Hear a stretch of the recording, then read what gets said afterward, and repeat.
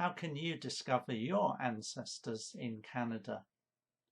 Now, if you're British, you will be aware of Canada through population movement to Canada, through the military, and through Britain having a keen interest in the country. The head of state is still Queen Elizabeth II. So let's look at some of the key record sets briefly and how you can trace your Canadian ancestors.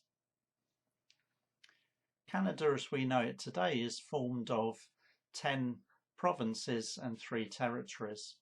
And it's the governments of these provinces and territories that have formed the family history records that we are interested in.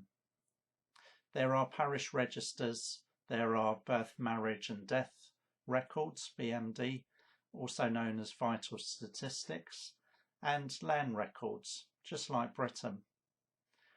My blog will have full details of those. So the address for that blog is coming up now. Do have a look at that. Do have a look at the other blogs I've written. For example, recently I've talked about Australian and New Zealand records as well. And don't forget to check out my course, particularly if you're a beginner. So an introduction to family history research is 7 modules. It will give you everything you need to know to start your family history. And you can study that at any time on any computer, anywhere in the world.